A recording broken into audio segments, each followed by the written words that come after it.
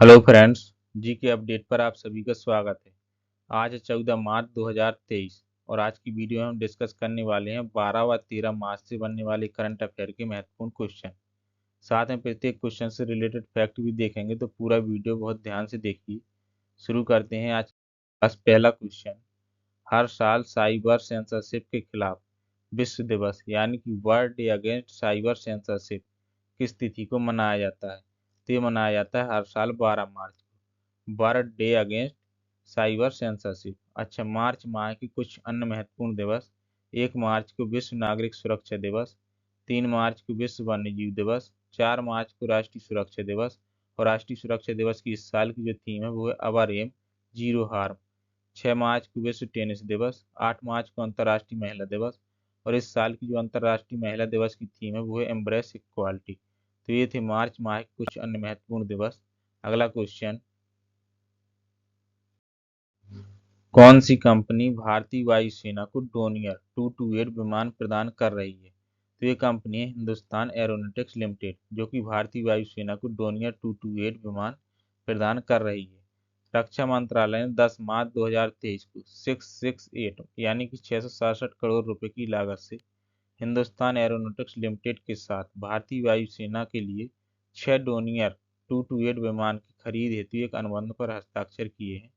तो ये हस्ताक्षर हुए हैं एचएएल के साथ, और ये डोनियर 6 विमानों के लिए ये सौदा हुआ है। और ये विमान है डोनियर 228 विमान। अगला क्वेश्चन। वर्ल्ड फूड इंडिया का दूसरा संस्करण कहाँ होगा? तो ये होगा नई दिल्ली में। वर्ल्ड फूड इंडिया का दूसरा संस्करण नई दिल्ली में होगा।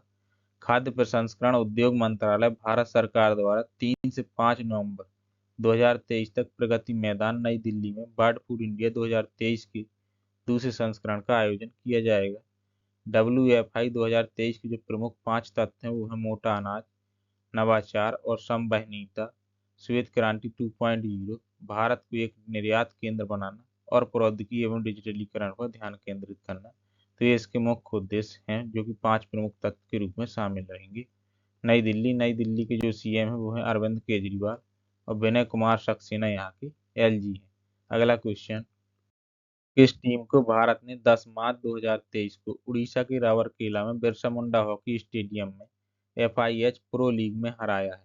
तो ये टीम है जर्मनी, जिसको भारत ने बिरसा मुंडा हॉकी स्टेडियम में 10 मार्च 2023 को एफआईएच प्रो लीग में हराया है, और जर्मनी को 3-2 से हराया है। 2022-23 men's FIH pro league men's FIH pro league का ये चौथा संस्करण है जिसमें जर्मनी को भारत ने हरा दिया। अच्छा, जर्मनी की राजधानी है बर्लिन, और यूरो यहाँ पे मुद्रा चलती है। और ओलाफ स्कोल्ज यहाँ के चांसलर हैं। अगला क्वेश्चन। राष्ट्रीय युवा सम्मेलन 2023 का उद्देश्य क्या है? तो राष्ट्रीय युवा सम्मेलन 2023 का जो उद्देश्य है वो है भारत में युवाओं को सशक्त बनाना, शहरी विकास को बढ़ावा देना। तो ये दोनों ही सम्मेलन के उद्देश्य हैं। तो इसका आंसर हो जाएगा सी, ए और बी दोनों। भारत का सबसे बड़ा युवा शिखर सम्मेलन national youth conclave smart cities mission, ministry of housing and urban affairs, युवा मामलों के विभाग और राष्ट्रीय शहरी मामलों के संस्थान द्वारा नई दिल्ली के विज्ञान भवन में 13 से 14 मार्च 2023 को आयोजित किया जा रहा है। ये सम्मेलन है राष्ट्रीय युवा सम्मेलन, और इसका जो उद्देश्य है वो भारत में युवाओं को सशक्त बनाना, शहरी विकास को बढ़ावा देना। अगला क्वेश्चन। ऑपरेशन लेवल की एक्सरसाइज टोरपेक्स 2023 का आयोजन किसके द्वारा किया गया है? तो भारतीय नौसेना के द्वारा ऑपरेशन लेवल की एक्सरसाइज टोरपेक्स 2023 का आयोजन किया गया, और इस टोरपेक्स एक्सरसाइज का समापन इस सप्ताह अरब सागर में हुआ है। इसमें 70 भारतीय नौसैनिक जहाजों, 6 पनडुब्बियों और 75 से अधिक विमानों ने भाग लिया। अच्छा, सिन्नू मैत्री अभ्यास होता है भारत और जापान के मध्य। धर्मगार्जियन अभ्यास होता है भारत और जापान के मध्य। प्रोजेक्ट 23 ये भारत और फ्रांस के मध्य होगा ये अभ्यास। अगला क्वेश्चन। किस देश ने 25 वर्षों में पहली बार महिलाओं के लिए सैन्य सेवा खोली है? तो कोलंबिया ने पहली बार 25 वर्षों में महिलाओं के लिए सैन्य सेवा खोली है। फरवरी के महीने में कोलंबिया की सेना में 1296 महिलाओं की बैच को भर्ती किया गया। कोलंबिया में लंबे समय से 18 से 24 वर्ष की आयु के पुरुषों के लिए अनिवार्य सैन्य सेवा है, लेकिन अभी 25 वर्षों में पहली बार महिलाओं के लिए खोल दी गई है। अच्छा, कोलंबिया तो कोलंबिया की राजधानी बोगाटा, और पीसो यहाँ पे मुद्रा चलती है। अगला क्वेश्चन। किस देश ने इलीगल माइग्रेशन बिल पेश किया है? तो ये देश है यूके, जिसने इलीगल माइग्रेशन बिल पेश किया है। इसका जो उद्देश्य है वो है हजारों प्रवासियों को छोटी नावों पर इंग्लिश चैनल पार करने से रोककर अवैध अभिबासन के मुद्दे से निपटना है। तो ये बिल जो इलीगल माइग्रेशन बिल है इसे यूके ने पेश किया है। तो यूके की राजधानी लंदन है, पाउंड स्टर्लिंग यहाँ मुद्रा चलती है और ऋषि सुनक यहाँ के प्रधानमंत्री हैं। अगला क्वेश्चन, हाल ही में जारी सिटी इंडेक्स 2023 में सबसे ज्यादा महिला अरबपतियों की सूची में कौन शीर्ष पर रहा? तो वो कौन सा देश है जहाँ पे महिला अरबपतियों की संख्या सबसे ज्यादा है? तो वो देश है अमेरिका। और सिटी इंडेक्स 2023 में इसे प्रूव किया गया है। अमेरिका अमेरिका की राजधानी है वाशिंगटन डीसी। यूएस डॉलर यहाँ पे मुद्रा चलती है और जो बाइडन यहाँ के प्रेसिडेंट है और कमला हैरिस यहाँ की वाइस प्रेसिडेंट है। ये प्रेसिडेंट है और कमला हैरिस वाइस प्रेसिडेंट। अगला क्वेश्चन, हाल ही में कहाँ भिखारी मुक्त शहर पहल शुरू की गई? तो भिखारी मुक्त शहर पहल जो शुरू की गई वो शुरू की गई है नागपुर में। तो ये आपको याद रखना है कि भिखारी मुक्त जो शहर पहल है वो नागपुर में शुरू हुई है। अगला क्वेश्चन, हिंदुस्तान यूनिलीवर लिमिटेड के नए एमडी एंड सीईओ कौन नियुक्त किए गए हैं? तो रोहित जावा को, ये हैं रोहित जावा जिन्हें कि हिंदुस्तान यूनिलीवर लिमिटेड के नए एमडी और सीईओ चुना गया है। अगला क्वेश्चन, हाल ही में किसके द्वारा लिखित पुस्तक मुंडक उपनिषद द गेटवे टू इंटरनिटी का विमोचन किया गया है?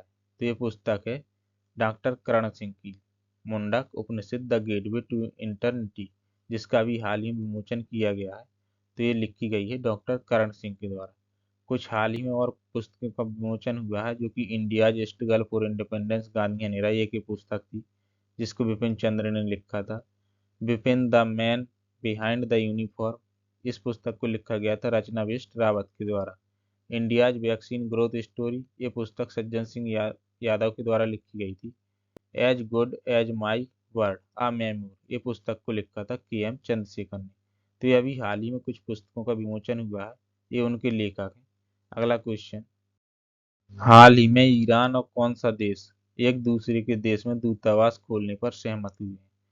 तो ईरान और सऊदी अरब, ये दोनों देश हैं जो कि एक दूसरे के देश में दूतावास खोलने पर सहमत हुए हैं। अच्छा, सऊदी अरब की जो राजधानी है वो है रियाद और यहाँ जो मुद्रा चलती है वो चलती है रियाल, यहाँ मुद्रा चलती है। ईरान की राजधानी है तेहरान और यहाँ जो मुद्रा चलती है वो भी रियाल है, लेकिन ये ईरानी रियाल है और ये सऊदी रियाल है। अगला क्वेश्चन, हाल ही में भारत और कौन सा देश आर्थिक रक्षा संबंधों को मजबूत करने पर सहमत हुए? तो ये देश है भारत और ऑस्ट्रेलिया, जिन्होंने आर्थिक रक्षा संबंधों को मजबूत करने पर सहमति जताई है। अच्छा, ऑस्ट्रेलिया की राजधानी कैनबरा, ऑस्ट्रेलियाई डॉलर यहाँ पे मुद्रा चलती है। यहाँ के जो प्रधानमंत्री हैं वो हैं एंथनी अल्बनीज, जो कि ये है। अगला क्वेश्चन, हाल ही में भारतीय रेलवे ने किस स्टेशन से भारत गौरव ट्रेन शुरू की है? तो भारत गौरव ट्रेन शुरू की गई है मुंबई रेलवे स्टेशन से। तो ये आपको याद रखना है कि भारत गौरव ट्रेन मुंबई रेलवे स्टेशन से शुरू की गई है। अगला क्वेश्चन, हाल ही में कौन सा राज्य चौथी महिला नीति पेश करेगा? तो महाराष्ट्र राज्य जो कि चौथी महिला नीति पेश करेगा।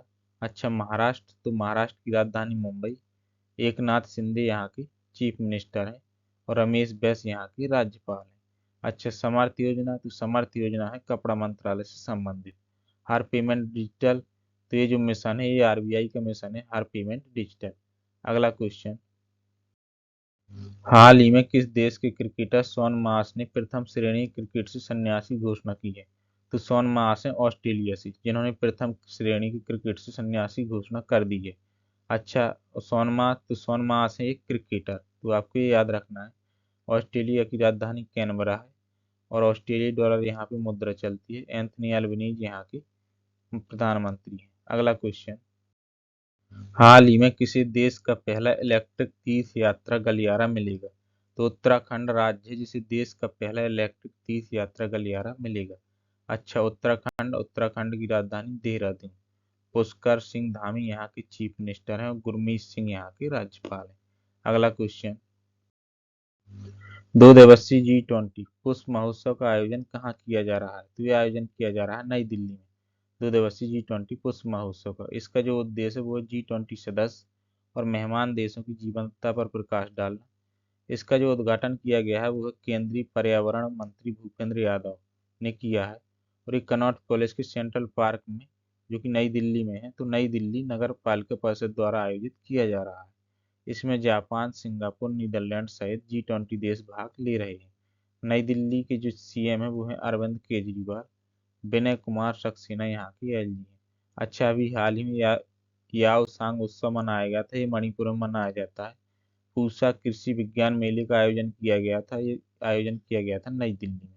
अगला क्वेश्चन, चर्चा में रहा दुनिया की सबसे सक्रिय ज्वालामुखी में से एक माउंट मेरापी किस देश में स्थित है? तो माउंट मेरापी स्थित है इंडोनेशिया में, जो कि अभी हाल ही में चर्चा में रहा। और ये सक्रिय ज्वालामुखी है, जिसे एक्टिव बोला जाता है। अच्छा, इंडोनेशिया के माउंट मेरापी दुनिया के सबसे सक्रिय ज्वालामुखी में से एक है। माउंट मेरापी के फटने से आसपास के कई गांवों में धुआं और राख फैल गई है। तो इसमें अभी हाल ही में ये फटा है, तो ये अभी हाल ही में चर्चा में आया है। अच्छा, इंडोनेशिया की राजधानी जकार्ता है और इंडोनेशियाई रुपया यहाँ पे मुद्रा चलती है। और इसे सिंकिंग सिटी बोला जाता है, सिंकिंग राजधानी, क्योंकि जकार्ता डूब रहा है। अगला क्वेश्चन, अंतर्राष्ट्रीय परमाणु ऊर्जा एजेंसी के नए महानिदेशक किसे बनाया गया है? तो ये बने हैं राफेल ग्रासी, आईएईए के नए महानिदेशक। अंतर्राष्ट्रीय परमाणु ऊर्जा एजेंसी के नए बोर्ड ऑफ गवर्नर ने एजेंसी के महानिदेशक अर्जेंटीना के राफेल ग्रासी ये हैं को दूसरे 4 साल के कार्यकाल के लिए नियुक्त किया है। अगला क्वेश्चन, प्रिज़कर आर्किटेक्चर पुरस्कार 2023 किसने जीता है? तो डेवर चिपलफील्ड ने प्रिज़कर आर्किटेक्चर पुरस्कार 2023 जीत लिया है। यह जो पुरस्कार है अंतर्राष्ट्रीय स्तर पर वास्तुकला के सर्वोच्च सम्मान के रूप में माना जाता है। तो ये डेविड चिपरफील्ड ने जीत लिया है 2023 का पुरस्कार। अभी हाल ही में कुछ पुरस्कार और वितरित किए गए थे, जैसे कि BBC Indian sport women of the year 2022 का पुरस्कार। ये पुरस्कार मिला था मीराबाई चानू को। केंद्रीय सिंचाई एवं विद्युत बोर्ड CBIB पुरस्कार, ये पुरस्कार मिला था NTPC को, ये एक संस्था है, बिजली की कंपनी है। पोर्टर पुरस्कार मिला था स्वास्थ्य मंत्रालय को। तो ये थी एक्स्ट्रा जानकारी इस क्वेश्चन के बारे में। तो ये था हमारा आज का अंतिम क्वेश्चन। ये वीडियो आपको कैसी लगी कमेंट बॉक्स में ज़रूर बताएं। यदि आपको वीडियो से कुछ सीखने को मिल रहा है तो चैनल को सब्सक्राइब करना ना भूलें। साथ में अपने एक दोस्त को शेयर जरूर करें। Thank you.